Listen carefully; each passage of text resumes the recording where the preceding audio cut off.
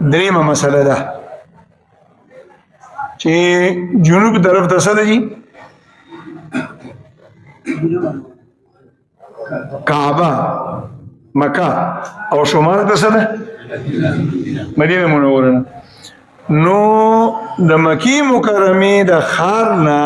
شمال اړخ ته یوازې مدینه ده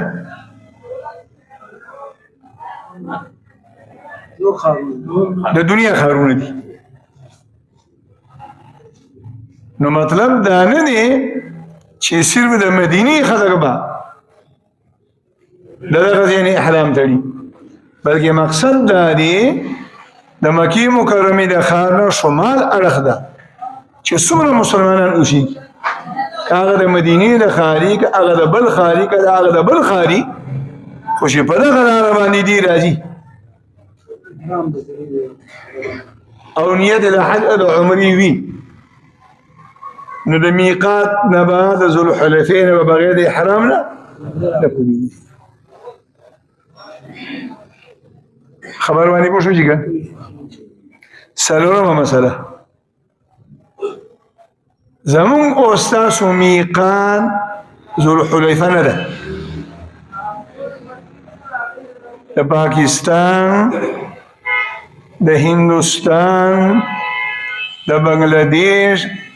د افغانستان د مسلمانانو میقات ذوالحلیفه نه ده، زمونږ میقات دی یلملم. اوس د 18 تاریخ نه به د الله په فضل سره د حج جهازونه شروع کیږي، نه چې کوم سرکاري جهازونه دي حاجیان دي نو ډاري کې چرته بوزي مدینه منورې ته. نو زمون میقات خو الله پیغمبر مقرر کړی څه شي دي یلملم، او مونږ او تاسو چې د حج نه وړاندې یا د عمرې نه وړاندې مدینې منورې ته لاړ شو نو احرام د کوم ځای نه تړو؟ د ذوالحلیفې. نو په حدیث کې صفا د الله پیغمبر ذکر کړی دی چې دا ذوالحلیفه د مدینې منورې د خلکو دپاره هم میقات دی، او د مدینې منورې د ښار نه علاوه د نورو مواقیتو خلک که شرطه په دغه میقات راتېرېدل بیا د هغوی میقات هم دا دی. نو مونږ او تاسو چې ډایرکټ مدینې منورې ته لاړ شو نو بیا د مدینې د خلکو په میقات راځو، په خپل میقات نه راځو، نو زمونږ او ستاسو دپاره به هم میقات سړي شي ذوالحلیفه. خبر خو پوهېږي که ښه جي. پنځمه مسله ګوره دا ذوالحلیفه ده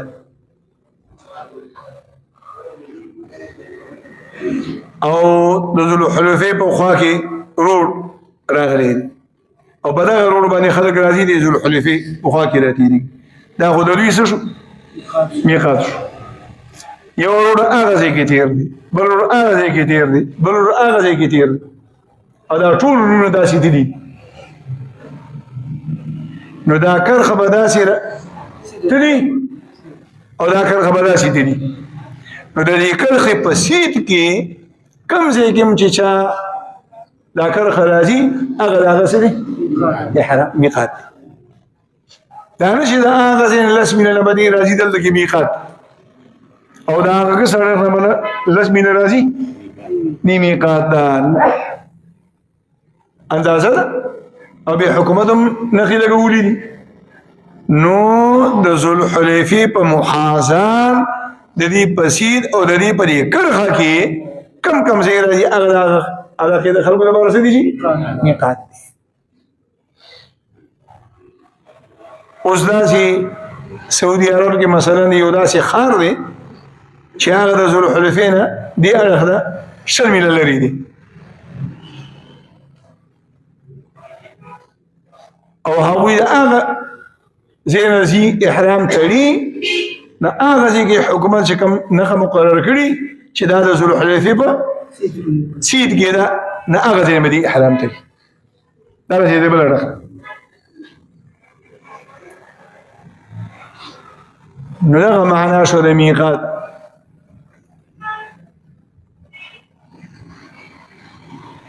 دویم میقات هغه د هغې نوم دی جحفه موجوده زمانه کې ورته رابغ وایي رابغ او چې د مکې مکرمې نه مدینې منورې ته ځي او یا د مدینې منورې نه مکې مکرمې ته راځي نو ځای په ځای باندې دغه علاقه چې راشي روډونو باندې غټ بورډونه لګېدلي رابغ او بیا د هغې مسافت یې ملي کړي چې دا دومره مزل شام او د شام د اړخ نه کم خلک چې د مکې ښار ته د حج او د عمرې لپاره راځي د هغې لپاره میقات د الله پیغمبر مقرر کړی د څه شي جي جحفه حدیث کې راځي وقت رسول الله صلى الله عليه وسلم لأهل الشام الجحفة الجحفة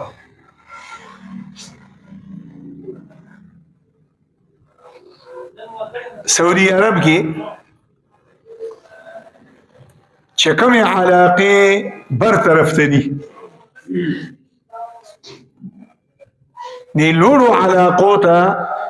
نجد وایي نجد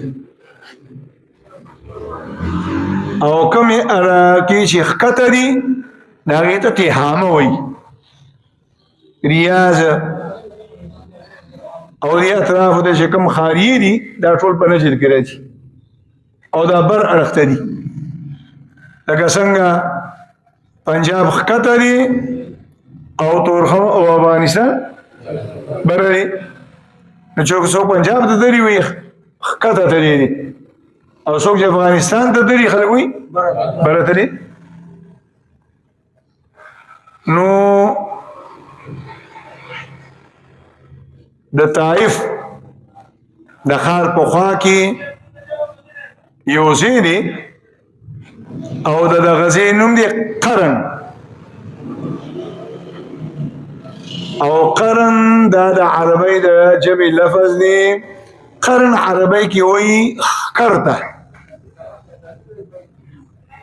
څه ده جي ښکر دغه ځای کې پهاړي غرایزه سلسله ده غرونه دي او په هغه زمانه کې د الله د پیغمبر په زمانه کې دلته کې یو غرو او هغه غر د دې پهاړي د دې غرایزي سلسلې نه یو اړخ ته او داسې څوکه یې وتلې وه د څه په شان ده د ښکر په شان ده نو ځکه به یې ورته څه وي قرن وي حدیث کې راځي وقت رسول الله صلى الله عليه وسلم لأهل نجد القرن او بعضی روایت قرن المنازل د نجد د علاقې د خلکو لپاره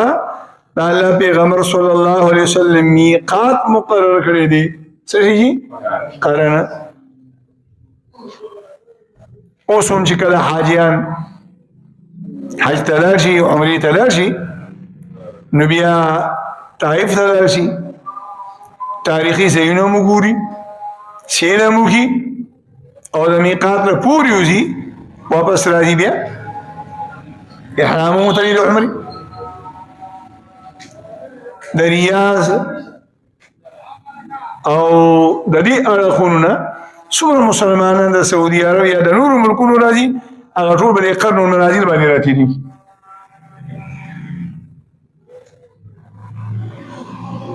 او څلورم نمبر میقات دی یلملم یلملم دا په اصل کې د یو غر نوم دی کم ملکونه چې د مکې مکرمې د ښار نه مشرق اړخ ته دي لکه پاکستان هندوستان زموږ دا ملکونه دا حدیث کې راځي او دا یمن ولأهل اليمن يلملمه وقت رسول الله صلى الله عليه وسلم لأهل اليمن يلملم د یمن د مسلمانانو د بار میقات یلملم نه او مونږ او تاسو مسلمانان مشرقي خلک هم په دې یلملم باندې ورتیریو اگر چې اوس خو د هوایي جهازونو قصې دي او بخا د بحري جهازونو قصې وي د بنگلاديش او د پاکستان او د هندوستان نه اکثر حاجیان په بحری جهاز کې تر او دوی به بیا چې احرامونه تړل نو د یلملم د محاذات ابي تړل او موجوده زمانه کې اکثر چې په هوایي جهاز کې حاجیان زی د پیښور نه زموږ استادو جهاز اکثر راتېږي په قرنل منازل باندې لس من رشل من د چبادي شي نبي حج عمل اعلان کې چې میقات را نږدې دي کشانیت ني کړي نو نیت دي او کی بیا خلک نیت وکي دا څو مواقیت شو سلول ذو الحليفه جحفه قرن المنازل او یلملم دا خو یقینا دا الله پیغمبر مقرر کړی یو پنځم میقات دی او دا هغه میقات نوم دی ذاتی عرق عراق کوفه بصره او په دغه طرف باندې چې کوم خلک راځي حج ته دا وایي لپاره میقات ذاتی عرق دی عرق دا هم د یو غره نوم دی او د دې غره د نوم په وجه باندې دا میقات مقرر د دې میقات په اړه کې د فقهاو اختلاف دی زمون د فقه حنفي دا احناف د مسلک دا تحقیق دی چې لکه څنګه د نور سلور مواقیت د الله پیغمبر په خپل مقرر کړی دي نو دا غنګي د ذات عرق تعینهم د الله پیغمبر خپل کړی دي البته دومره خبره ده چې دا سلور مواقیت د نبی علیه الصلاۃ والسلام په زمانه کې مشهور شو دنیا دی خبره شو او دا پنځم میقات دا پټ پاتې شو عام خلق دین نو شو خبر نو عمر فاروق رضی الله تعالی عنہ چې کله امیر المؤمنین شو هغه په خپل دور کې بیا داغي تجدید هم وکړلو او داغي تشهیر هم وکړلو او دنیا د دې خبره چې ګورې دا هم میقات دي او د امام شافعی رحمه الله او د شوافعو د علماء دا تحقیق دی چې نه دا سلور مواقیت د الله پیغمبر ټاکلي دي او دا پنځم میقات دا عمر فاروق رضی الله عنه هغه مقرر کړی او ټاکلي خبره یو نه دا پنځم مواقیت نو ټولنا وسیع دائره د مکه مکرمه د خارنا او د اعلی کورنا هغه د مواقیت دائره ده یو ورخه او بیا پر هغه مواقیتو کې د ټول مواقیتونه لري میقات هغه کم میقات دی د مدینه منورې د خلکو میقات سلونیم 1500 کیلومتر دی باقی مواقیت سوکاتیا کیلومتر دی 120 کیلومتر دی سو دا غینم کم دی لوی میقات پکې کم میقات دی د مدینه منورې نبی علیه الصلاۃ والسلام د حجۃ الوداع احرام د ذو الحلیفې د میقات نه تړلې. دویمه دائره قام. اوس مې درته د مواقیتو تعین شا کړی دی جی نبی علیه الصلاۃ والسلام. دویمه دائره د مکې مکرمې د ښار نه غیر شاپیره هغه د حرم دائره ده. حرم او د حرم د حدود تعین الله جل جلاله د جبريل امین پر رهنمای سره د ابراهیم علیه السلام په ذریعه سره کړي. الله جل جلاله جبريل ولېګلو او هغه ابراهیم علیه السلام ته او د مکې مکرمې د ښار نه غیر شاپیره د کم ځای پورې د حرم حدود دي هغه ورته په نښه دا حد او دای ورته وي ابراهیم علیه السلام ته چې دلته کې نښې ولګاوه. نو د جبريل پر رهنمایي سره او د الله په حکم سره بیا ټول اطرافو طرف ته ابراهیم علیه السلام د حرم په هغه نقطه باندې نښې ولګولې. د مکې مکرمې ښار چې کله فتح شه نو نبی علیه السلام بیا د حرم د حدودو تجدید وکړلو. ایو سړی دی تمیم ابن اسد نبی علیه السلام ته د حکم وکړ چې د ابراهیم علیه السلام د زمانه هغه نه خیرات ځکه دا برسیره کا راکاره. الله پاک دې به خبرو باندې ماته او تاسو ټول ته د پوهه او د عمل توفیق را نصیب کړي.